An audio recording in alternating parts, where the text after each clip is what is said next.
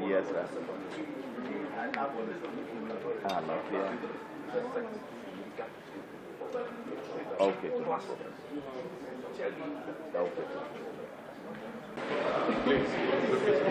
Sir. Morning, sir. Yes. Well, we were here on Wednesday. The court gave us Wednesday as a day to come for our ruling. And then we were given the same information that the court was attending a conference and that the ruling had been adjourned to today. So I take it that at the time they were adjourning to today, they already knew that they would be out of whatever conference they were going to have. So we're here back today, and they are giving us the same excuse of the court attending a conference. We don't think that that is a fair way to treat us. You see, this thing, everybody has rights. I think the impression that as litigants, as people who approach the court, we have no rights. We are absolutely at the mercy of the system. It's a very wrong one. Respect begets respect.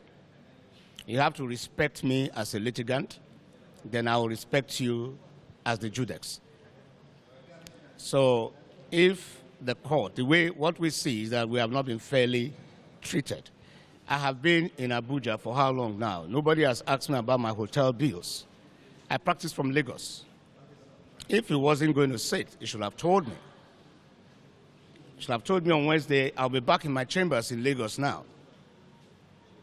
But he asked me to come back today, only to get the same excuse. I don't think it's fair. I don't think it's fair. And as far as I'm concerned, we are, by the grace of God, going to do something about it. In the sense that I think we need to sue. We need to bring it before the court so that it will be examined. What we have lost, the rights that we sought is to restrain the swearing in. So by the court not sitting, we've lost a great deal. That's right. So who is going to pay for that? If you came and gave a ruling that we don't have a right, it will be understandable. Now you're seemingly staying away from the court. Makes me understand that we have a right, but for one reason or the other, you cannot find the courage to declare that right. So you are now trying to use absence from the court as a means of depriving me of that right. So I'm going to sue, you're going to pay. You will pay for it. You pay for it. You are going to tell me why you left the court. And we will fight it to Supreme Court. And maybe we will establish as a precedent that Nigerians ought not to be treated in this fashion. That's right. With all due respect to the learned judex, for whom I have the greatest respect. But like I said, this ruling, it will not take 2 minutes. That's right. It will not take 2 minutes to deliver the ruling and then get back to any conference that, is attending. So what I want to say, I have said it, I have written to all the security agencies, I have written to major embassies, I've written to the American embassy, I've written to the British embassy, I've written to the French embassy, German embassy, and I've warned that you cannot make the mistake of installing an unconstitutional president in Nigeria. That's right. It will have been better that you resolve this question that we brought before the court. We are not saying that the question must be resolved in our favor. We brought the question here to be resolved.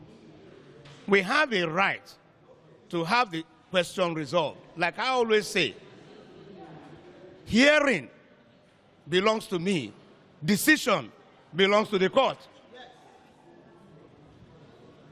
You understand? So you cannot make the mistake of installing somebody unconstitutionally. It's an overthrow of the Constitution. That person, now if you read section 1, subsection 2 of the Constitution, it says, no person or group of persons shall be permitted to take control of the federal government or any part of it, take control of federation or any part of it, except in accordance with the Constitution. That section invests every Nigerian with authority to resist whoever is sworn in, That's right. Yes. contrary to the Constitution. That's right. Every Nigerian, Yes. in every station of life, Yes.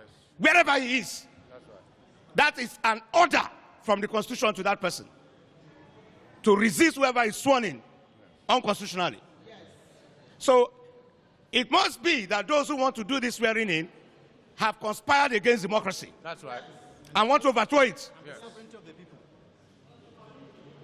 The Constitution says, section 14, subsection 2A, that sovereignty belongs to the people of Nigeria. That's right. And they give consent to those who govern through the Constitution. So where you do not observe the Constitution, it means that you do not have the consent of the people to rule. The people have a right to say, we are not going to recognize you or acknowledge you. What is coming to Nigeria is what these people, they are behaving like children, as far as I'm concerned. Animals.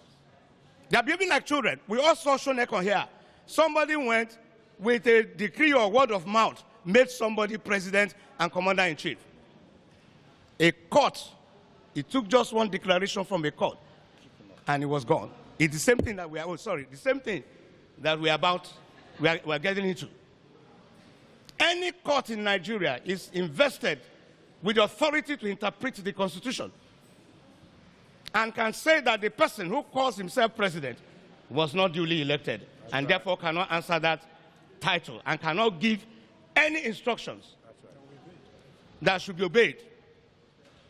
And that would be the beginning of crisis.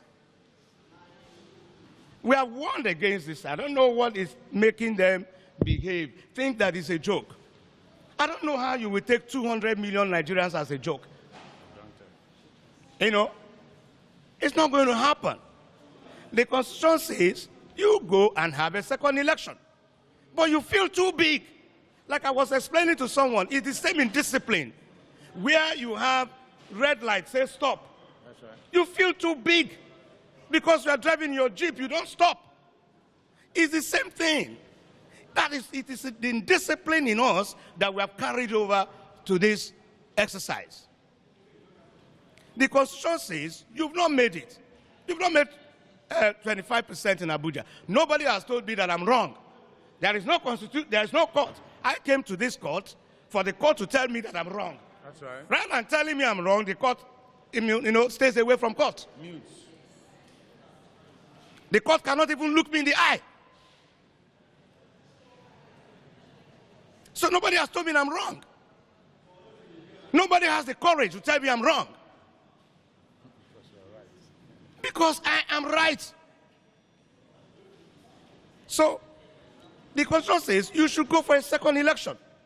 It's a simple, very simple thing. Even if that second election does not produce a winner, you go for a third one. That's right. You feel too big to comply with the Constitution. Because all your life has been a life of indiscipline.